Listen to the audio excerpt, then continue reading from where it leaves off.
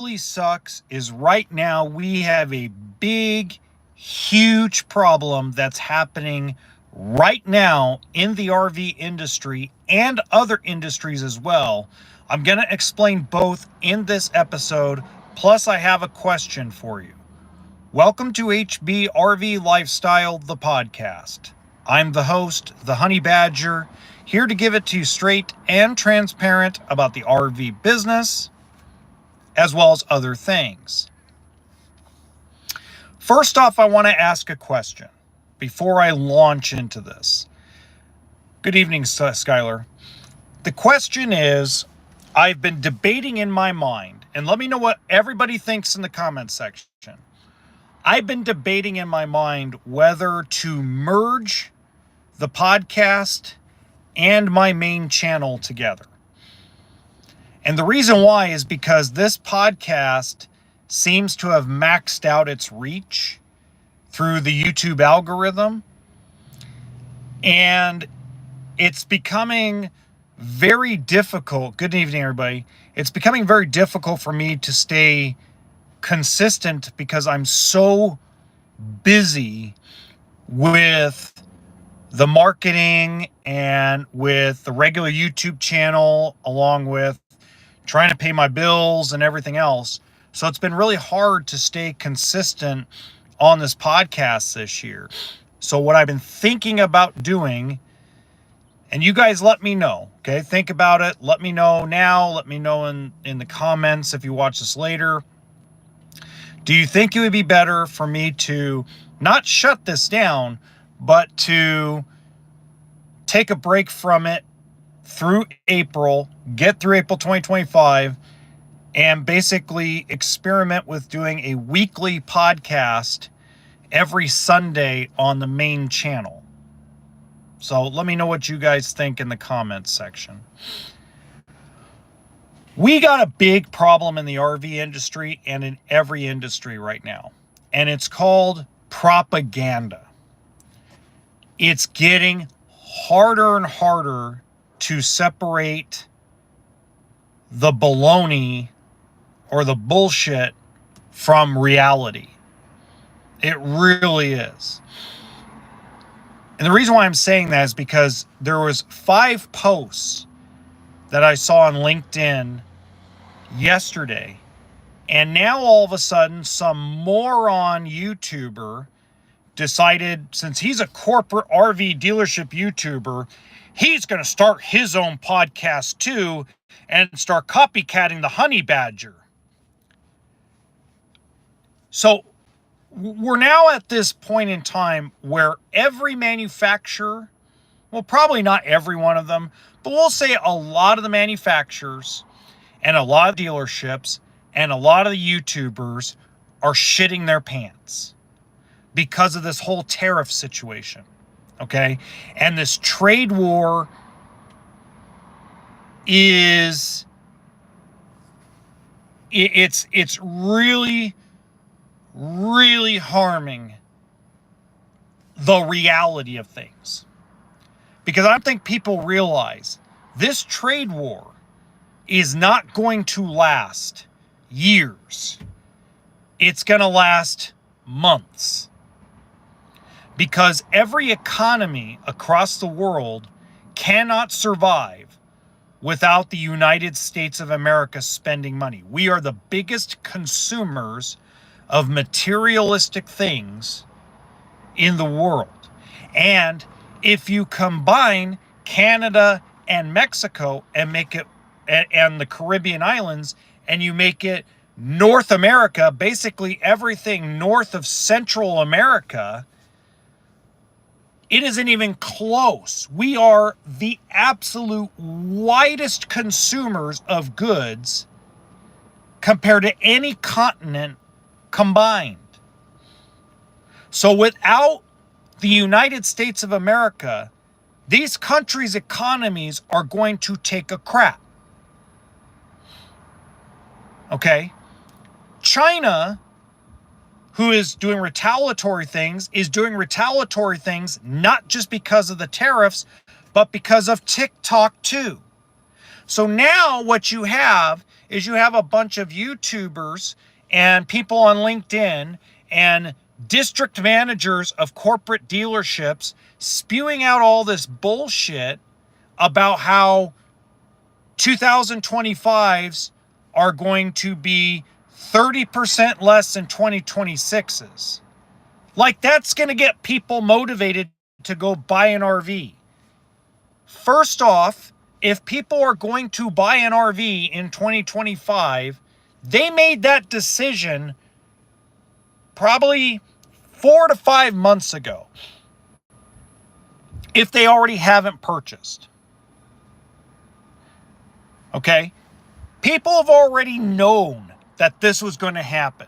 People that were smart, people that think ahead, already saw all this crap that Trump is doing back when he was running, back when he got elected, before he even took the oath to office. They already made the decision, like, we're not traveling to Europe, we're not traveling to Africa, we're not traveling to Asia. We're probably going to have to travel to the U.S. this year. They're either staying in hotels, renting an RV, or buying an RV of some sort, whether it's a travel trailer, fifth wheel. Believe me. And this is what I do. This is the fear-mongering bull crap that I get absolutely sick of. Okay? And I'm going to call out these corporate managers. If you're a district manager of a corporate RV dealership, you need to take your head and your finger and whatever else you have up your ass and take it out and stop spewing out crap that isn't true.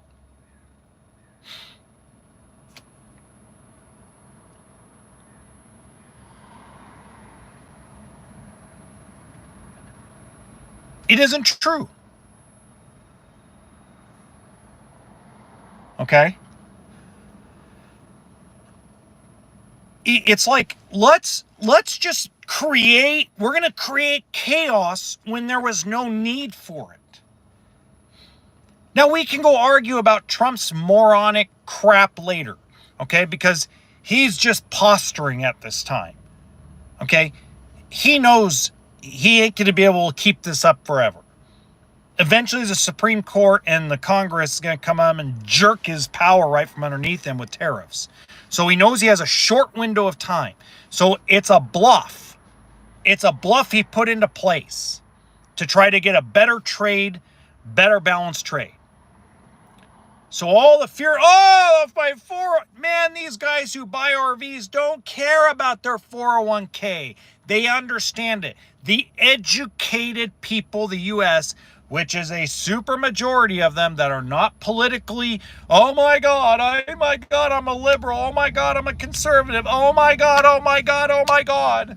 As long as they're not being fear-mongered by the mainstream media, they're educated enough to go, well, we're just not traveling outside the country this year.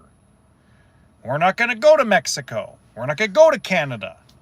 For the Canadians, it's going to be like, yeah, we probably aren't going to the United States this year for snowbirding. We better make some other plans and alternate arrangements, eh? So people who are educated are making already educated decisions of how they're going to spend their summer. And if you don't believe me, there are families back in the market. Families. Something we haven't seen as an industry for 2.5 years. We got that young family back in the market. They are coming in and spending their money. So there's no need to, let's fearmonger everybody into buying a 2025 because everything's going to be 20 to 25 to 30% more with these tariffs. No, they're not. First off, I want to make it perfectly clear to these corporate managers spewing bullshit on the internet. First of all, almost, not every, but almost every single manufacturer or division of a manufacturer, because obviously Forest River has different divisions, every manufacturer has probably another 4 to 5 months worth of building supplies And they've already planned ahead for 2026 and ordered those supplies for 2026 year model for its launch in July. And if they run out of material, more than likely, Doug Gettard and Bob Martin and all the CEOs are probably going to get together and say, let's delay our 2026 launch. See, Doug Gettard comes from the Pete legal side of thinking.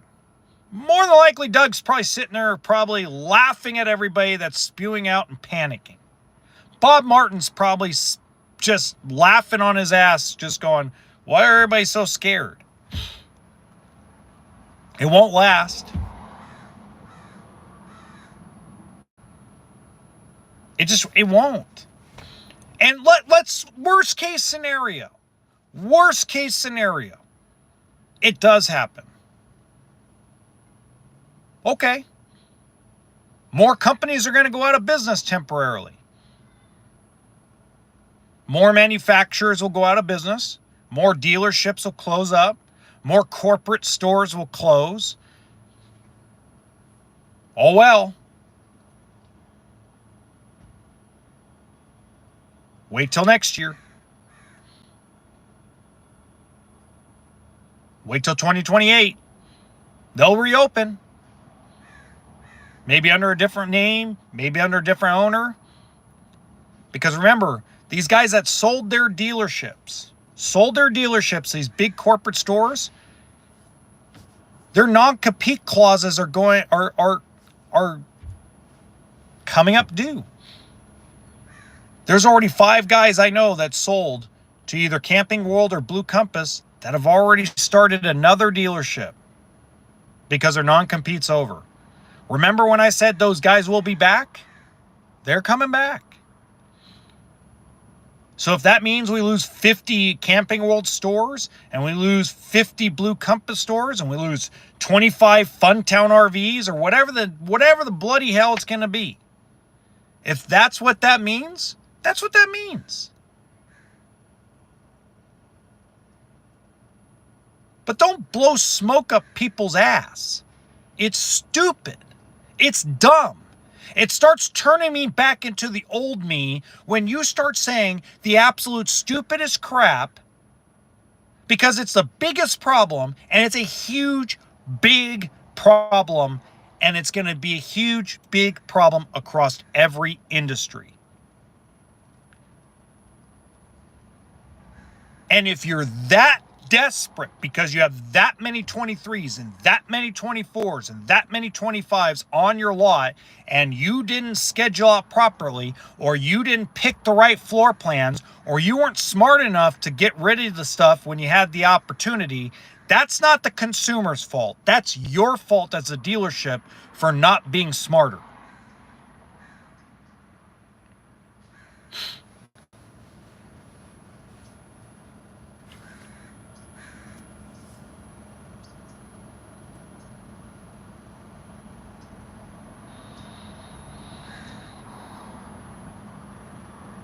Yeah, it's like, let's fearmonger. I'm tired. The car industry needs a fearmongering because it's the only one that would motivate people to go get cars. I agree with Steve 100% there. That would motivate people to go get cars because a car is a need. This is a lifestyle choice.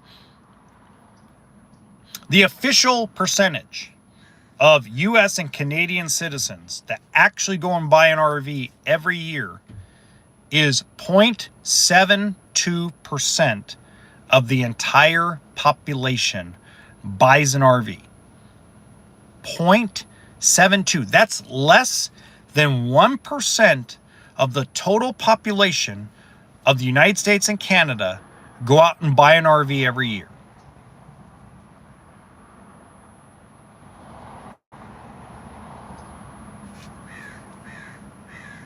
So why are you acting, all these managers, all these people on LinkedIn and YouTube and Instagram, trying to fearmonger their way into a deal? Easy to do in the car industry. Everybody needs a car to go to work. You go threaten people with a 30% increase in a month, they're going to be jumping into dealership lots going, please, sir, screw me now because I'm not paying 30% more and I need a car.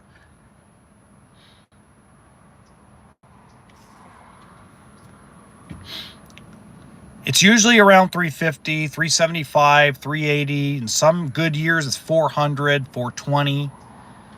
During the heyday before COVID, we would do, you were doing 430, 435. During really good years, during real shitty years, you were doing 180, 200,000.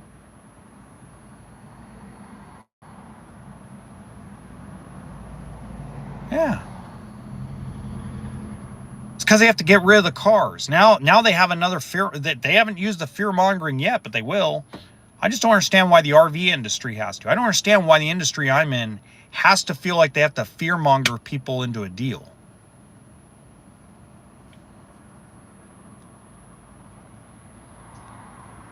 I warned everybody prices were going to go up. They did.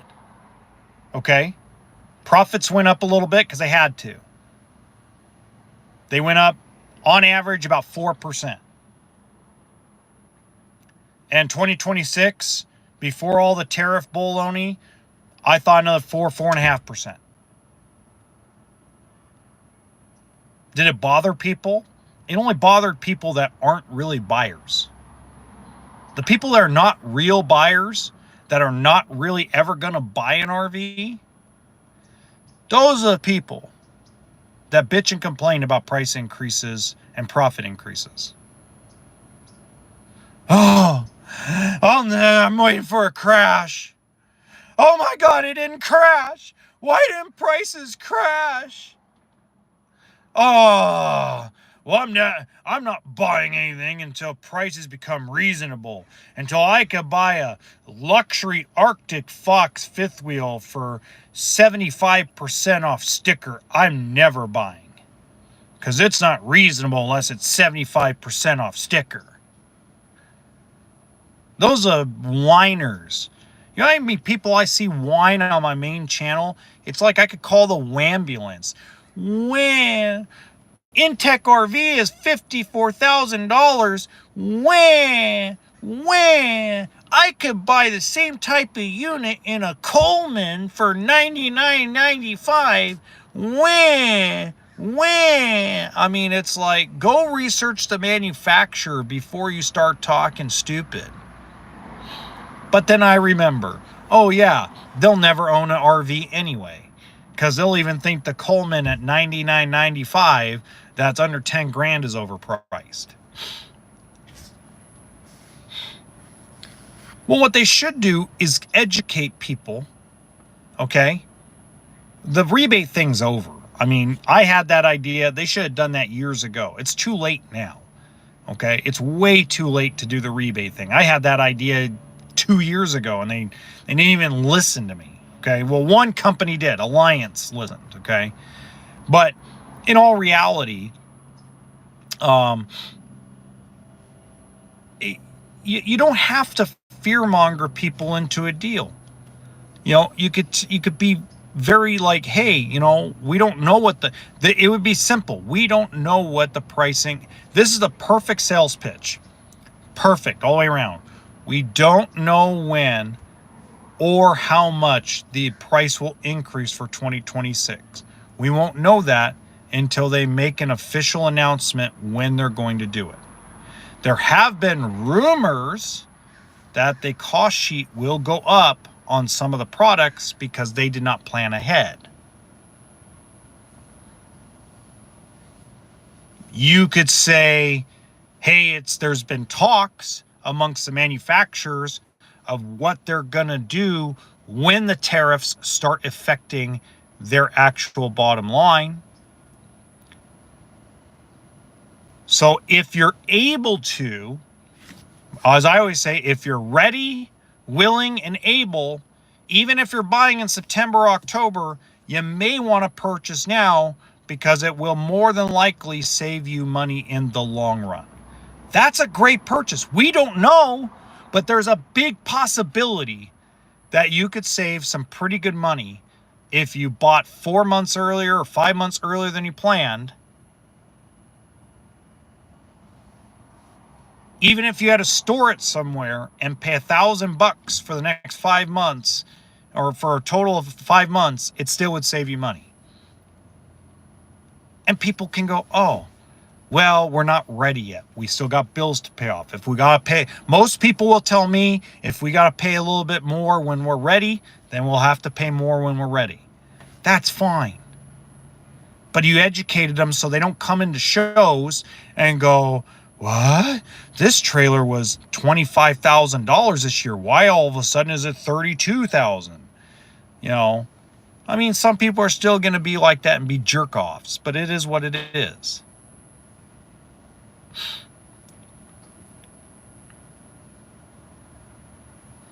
That's true. Yeah, I mean, you could wait forever for rates to come down in 2036, because at this point, the way Trump's screwing things up, interest rates ain't coming down for another, instead of like 2027, like I thought, they ain't coming down to like 2035. I mean, this is, but there, you know, in everything's defense, things were always going to get a lot worse before they got better. We rode a gravy train for 3 years. We were going to have to pay the piper at some point. And there's always an old saying in an economy, if you go through 3 years of nothing but just a smooth cruising train, you got 6 years of a bumpy ride. Because nothing should be as easy as it was during COVID. And it's not talked about. But COVID screwed this economy up, and in order to get it back on track, there's got to be pain. Do I agree with the way they're doling out the pain? No. I think this tariff thing is stupid. This is the stupidest thing you could have possibly done. I think the very first thing that should have been done is handling the grocery prices. If you lowered grocery prices here in the United States, I don't know how you would have done it. Maybe through energy, maybe through oil production, maybe through water, more water access. I don't care. If you got the farmers to make a little bit more money and they lower the cost, Americans have more money in their pocket. Then you go attack the tariffs. Then you go after China and Canada and Mexico for fair trade practices. You don't start out going, here we go, let's just screw everything up right away. You got to make some things better. And I'm sorry, booting out illegal immigrants and creating a trade war is not my idea of putting more money in my bank account or more money in my pocket. If you started out with that, just one win that would have put more money in Americans' pockets, like lowering grocery prices, the rest of it, we wouldn't have cared. Okay, let's go to war with China, trade war with China. That's fine. But instead, with everything so high at the grocery store, now you're making it worse. You're going to put more people out on the street, more people homeless. Wrong time. Wrong thing to do at the wrong time. Look, Barack Obama, okay, wanted to do the same thing Trump's doing right now back, 13 years ago, 14 years ago? And we just came out of the worst recession we ever had since the Great Depression, and he backed off. Like, bad timing. Ronald Reagan wanted to do it. And we just came out of the Carter years with hyperinflation, and even Reagan was smart enough to go, I'm going to fight the battles that can be won.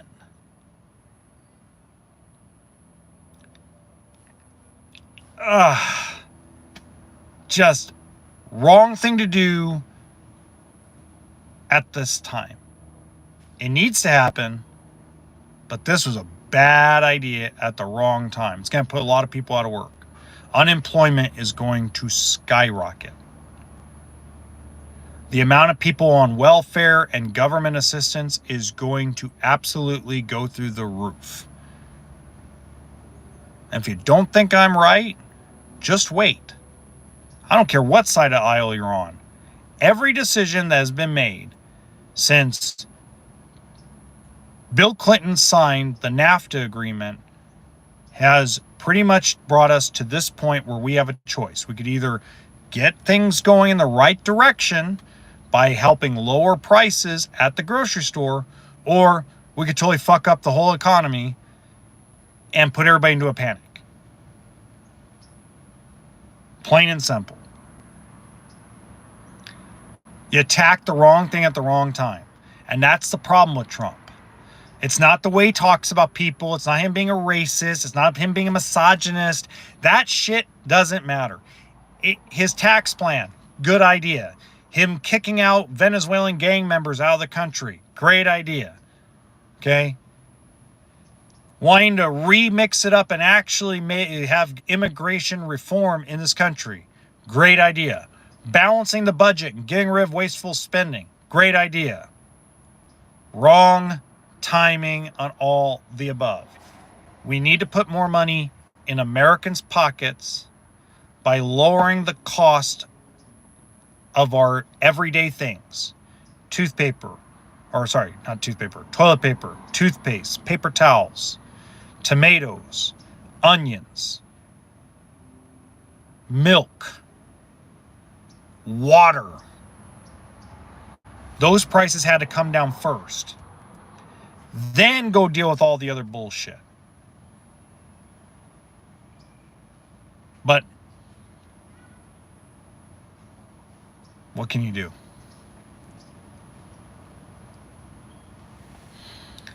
Yeah, I mean, it'll be about everything.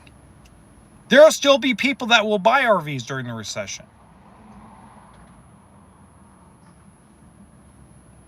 But I'll tell you that manufacturers are going to go out of business if it keeps going.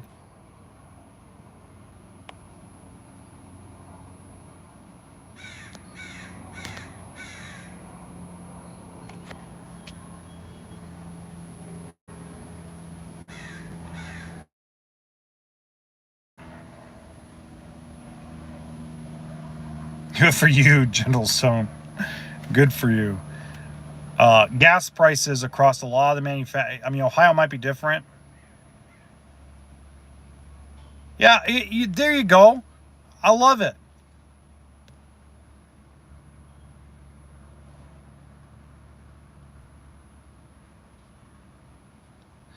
Brian, the problem is it's happening all across the country. It's not just California.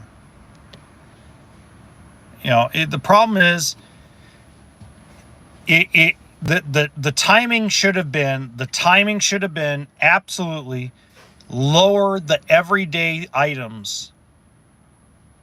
Even if you had to sign an executive order limiting what somebody could charge for gas, limiting what people can charge at the grocery store for a steak, a temporary one, just to put more money inside Americans' pockets until that part is solved, which is the wholesale part. If you attack that first, like you promised on the campaign trail, and Americans were seeing drops in prices across the board, like my buddy in Arkansas said his food bill went up again. Groceries went up again in Arkansas. Little tiny state with very little taxes. Red state. He says it's more expensive to live in Arkansas today than it was during hyperinflation. This should have happened first. Then you go get everybody else. If you're about America first, start with putting more money in their bank accounts, not by giving them free money, but by limiting how much Walmart can charge for a steak. Or maybe go to all the suppliers who are the dickheads behind all this problem and go, hey, you guys made a fortune during COVID. Time to take a loss. We need to get more money in Americans' pockets.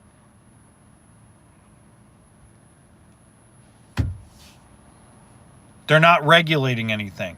The price of a Phillips screw has not gone down or flatlined since May of 2021. The manufacturers of RVs are paying 474% more for a bolt than they were in 2019. In 5 years, a lot of the bolts they use to assemble a lot of the stuff, including frames and things of that nature, 474% higher wholesale to OEM. Now, it doesn't sound a lot on a 15-cent bolt, but it's just one example. Okay? We are paying. My kid's mom went to the grocery store the other day. She bought but basically all the basics. Water, milk, eggs. She lives in Oregon. Not California, Oregon. She lives in an area where there's a lot of agriculture. For 1 week of groceries with two 14-year-old girls and just her, and she doesn't eat much, $496. 2 months ago, it was $337. In January of 2020, before the COVID lockdowns, those same items were less than $80. The problem is not with tariffs on China. The problem is with our wholesalers here marking up things on manufacturing, on stuff, by a wide margin. Their margins are so fat, it's not even funny. But we don't do anything about those guys. We do everything about China and Korea. How's that right? It's not right. We need to start here. Solve the problems in the United States first. Then we'll go after a trade war. The trade war needs to happen. Okay?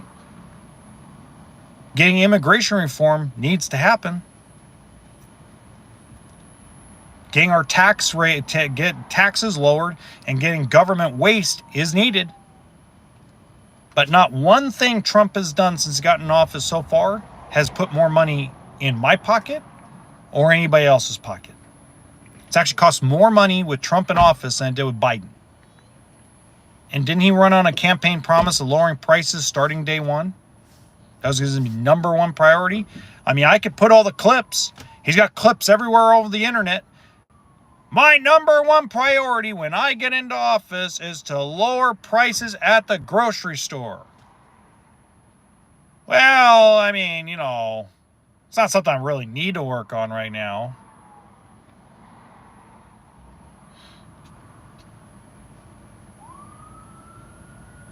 Doesn't matter. Deflation is not a problem. The problem is at the wholesale end. See, that's what people don't realize. Deflation is not at the retail end right now. We don't need deflation at retail.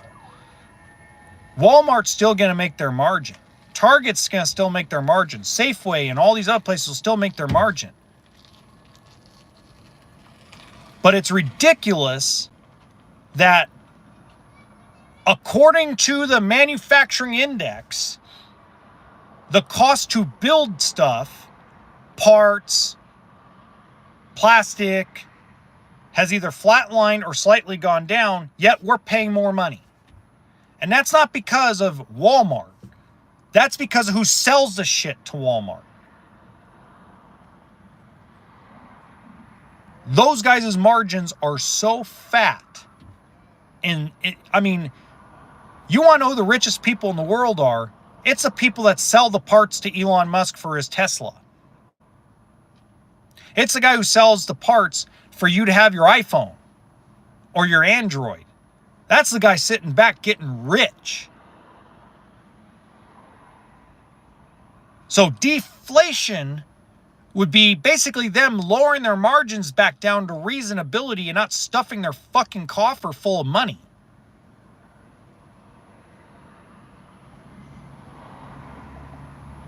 I guarantee you they fund Trump and Harris and everybody else's campaigns so that way they don't do anything about it. But that's the problem. The problem isn't with China. China is a problem. But the problem is the guy that's buying the stuff from China and then reselling it and repackaging it and putting it on Amazon or putting it in Walmart or putting it in Target or putting it in Big Lots or putting it in wherever. Those guys are getting so fat. They haven't lowered their margin. They've raised it. They're making money hand over fist. Get them under control, prices go down. Margins don't go down at the retail end, prices go down to reasonability. There's no excuse anymore, zero excuse for these wholesalers that sell the glue and the wallpaper and the material to build things. Those fucking guys are the ones getting rich.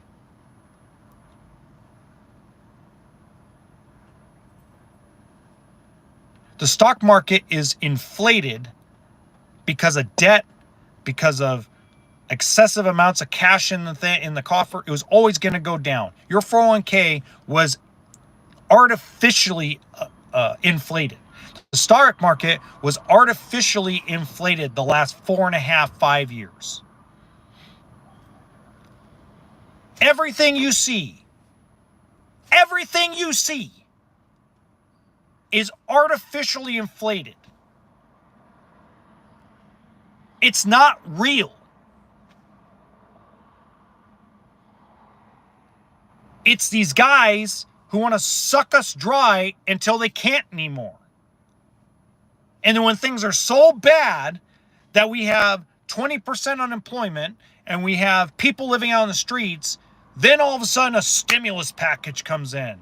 And guess what? When the stimulus package comes in, these suckers raise their margin even more.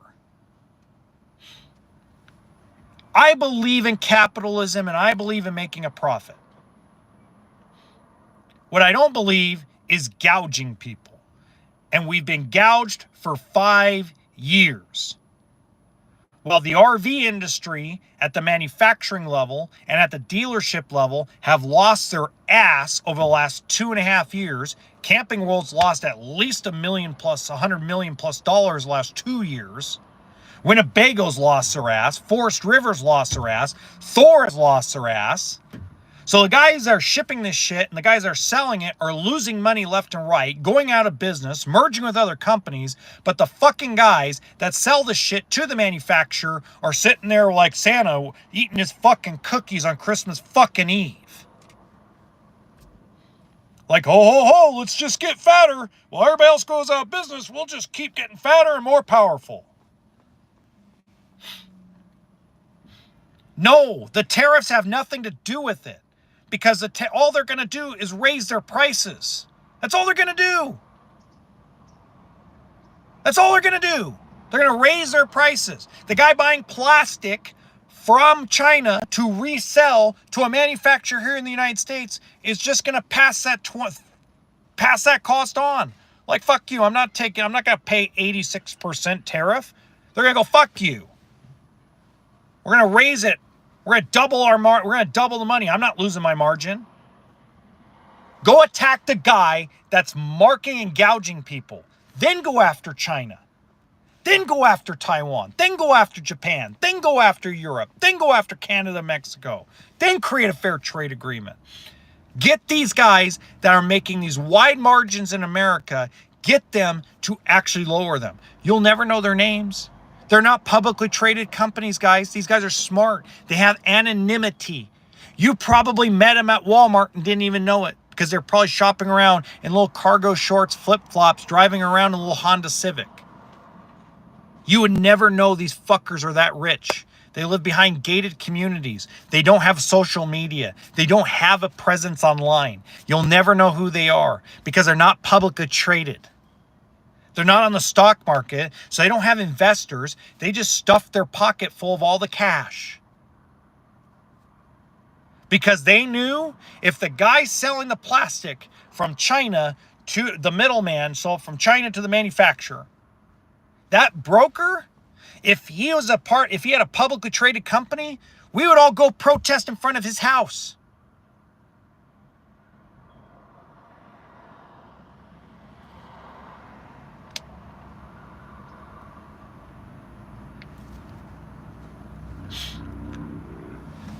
So the tariffs are not going to lower prices. The tariffs are going to fuck us. Period. Because the core problem has not been solved. If the core problem was solved, then the tariffs would work. You got to solve the problem first. The problem is in the United States with these brokers.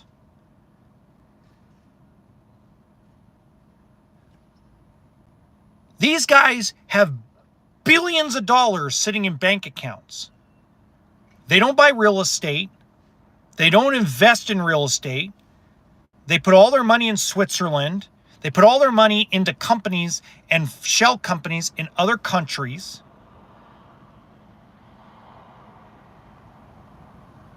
They have triple, quadruple citizenship all across the world, so you'll never know who they are, ever. So you can't go tell them and protest them. But Trump knows who they are. Harris and Biden knew who they were. Obama knew who they were. Both Bushes know who they are. The Clintons know who they were. Ronald Reagan knew who they were.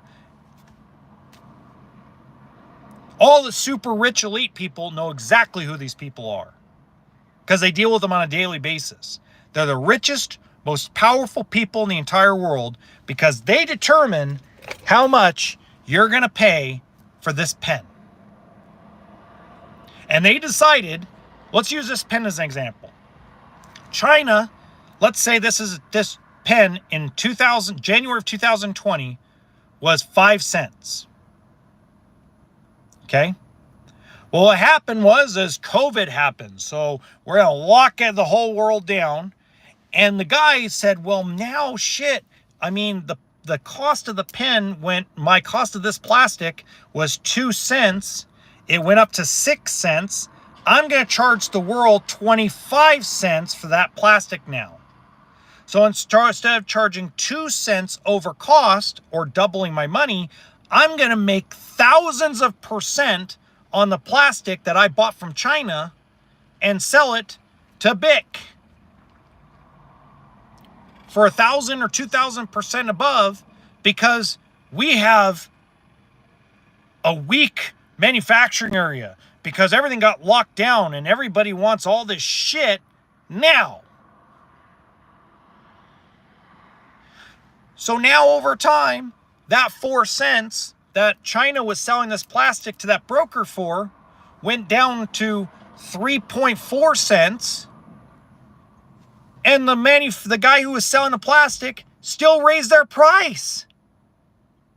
Because nobody dealt with that guy. Nobody went up to that guy and said, hey, fucking stop gouging people for that plastic.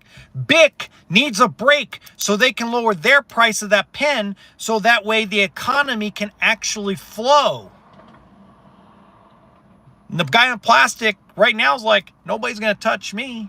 Fuck you. That's the core problem. Then you go deal with the jerk-offs that are having a trade deficit with us. Because there's countries that won't even allow our cars to be sold into them.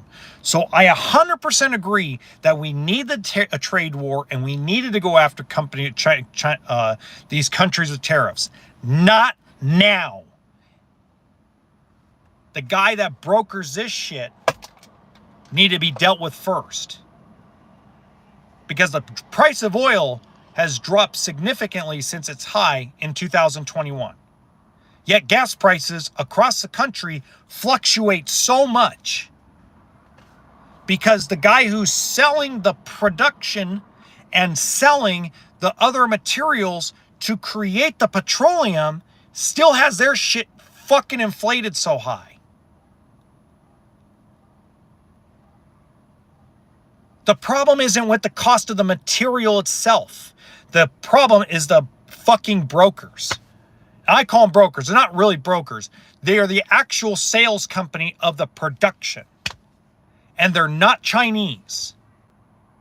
They buy it from a Chinese company and sell it. Not to mention the shipping companies. I remember a day when I used to be able to have a travel trailer shipped to Hawaii for $600. Nowadays, it's almost $5,000. In December of 2019, I had a travel trailer shipped from Los Angeles to Honolulu for $600. That same trailer now ships for $5,000.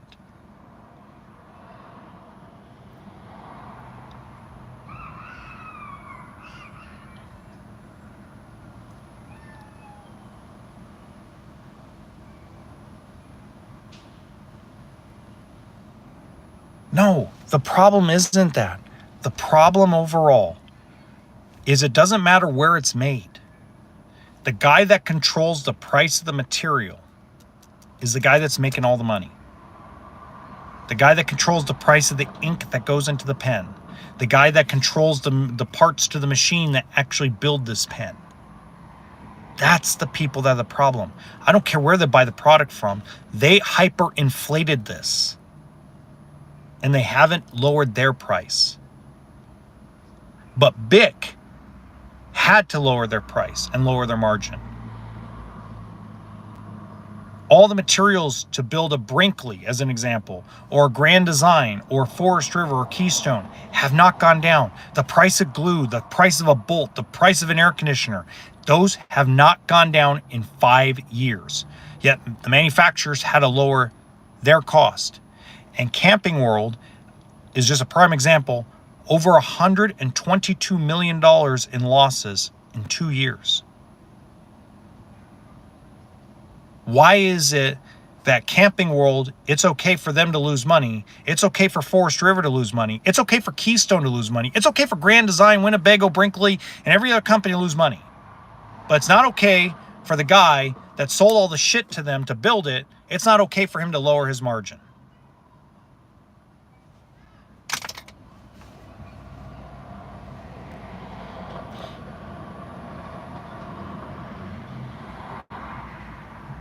And Smiling Joe, if you don't believe me, go look up Camping World's earnings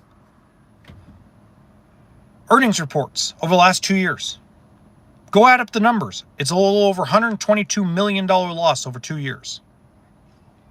Go look at Winnebago's earnings report. Almost a $40 million loss over the last 19 months. Go look at Thor Industries. They're going to report a loss for a third consecutive fiscal year.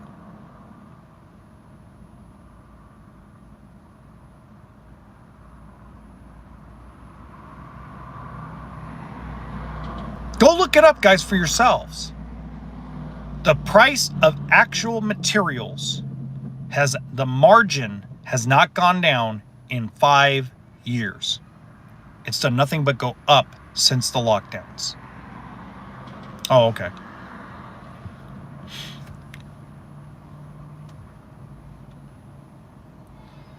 But USA is the same problem, Brian. It's the same problem. Let's say that the material to create the steel is mined here in the United States. Same problem. The guy who's going to sell that steel to the companies and the manufacturers, he's still going to hyperinflate his price. And they don't have to. It's greed.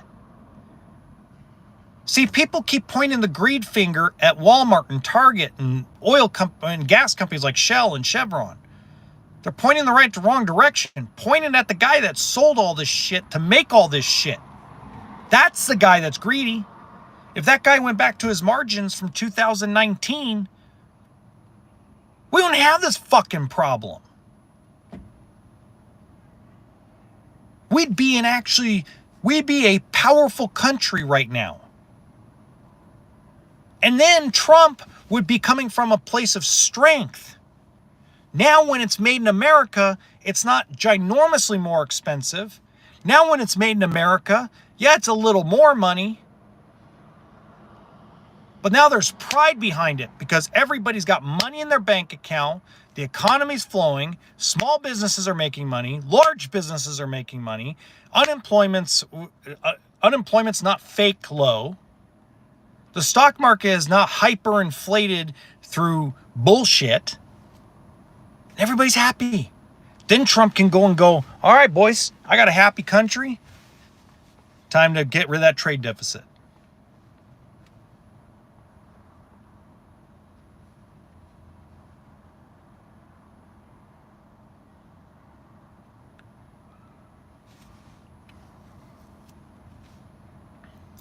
Boy, I'm getting all hyper. Oof. Okay, for those of you, real quick, that didn't see the beginning, you guys can let me know later, maybe in an email or in the comments later. I've been thinking about shutting down the podcast channel for just April and experimenting doing a Sunday podcast episode on the main channel and seeing how that kind of goes. Because it's very hard for me to stay consistent daily because of just everything going on in my life is just, there's so much going on. And, you know, between the marketing and the main channel and the TikTok and doing all the stuff at the dealership and doing all that stuff, it's just been hard to stay consistent. So, let me know what you guys think. Do you think it's a good idea that I do like a Sunday morning episode? Wake up, do an episode inside the trailer, cover the whole week of news, put it on the main channel. Because the other problem I'm really having with this is it seems like my reach on the podcast has stalled. Even when I was doing this daily, it just seems like it is stalled to the point where there has been no growth whatsoever. Actually, I've gone backwards. And I don't think it's backwards because of you guys. I think it's backwards because I've noticed there's been a big growth on my main channel. Huge growth. And what I mean by that is before they changed the way they look at shorts, my main channel has grown 46% year over year already in views, while this has really taken kind of a nosedive. It doesn't mean I get rid of it totally because it's a monetized channel. It's hard to have a monetized channel, but I would reassess my thought patterns. I'll reassess what I'm going to do with this channel. Reassess when I get more like calm in my life. So, I'll let everybody know, kind of what I'm doing. I just want your guys' opinion because you guys have been around with me for years now. And I'd like to know, and a lot of you guys will watch this afterward. So I just really want you to know. Oh, I know you're not leaving. The main channel is growing, and I found that at the dealership lot, I can do like an 8 o'clock recording, not a live stream, but a recording. I know that starting probably May 1st or the first Saturday of May, I will finally start having the time to do my Q&A that I always did on the main channel. I know Karen misses that. She's not on here right now, I don't think, but I know Karen misses that because that was always a lot of fun to do that Q&A. I haven't gotten, like, the emails I get now are mainly about Brinkley and Brinkley sidewall cracks and what they would do and how big of a crack before they call. Like, there's a guy that just bought one of the new travel trailers that they released for 2025, and he got it 3 weeks later. He's got a crack about the half the size of my pinky at the front of the trailer. And I'm like, you need to, like, deal with that now. Don't wait till it gets bigger, because Brinkley's taking care of it. I mean, it's time now. Like, the time is now. Don't freaking wait. You're noticing that crack, and it's about half the size of your pinky. Do it now. Don't wait. You know. And so, you know, I'm getting more emails like that. Like, I don't know anybody at Brinkley, so it's not like I can say, hey, call this person. But, you know, definitely something they should consider. So I'm going to get back to some of the old things I was doing. Just a lot's been going on in my life. A lot of just,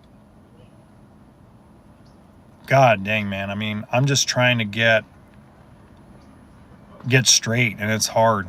It's very hard because the inconsistency is I work Uber and I do this when I'm charging the car. So just life's tough right now, and it is what it is. So anyway, car's done charging.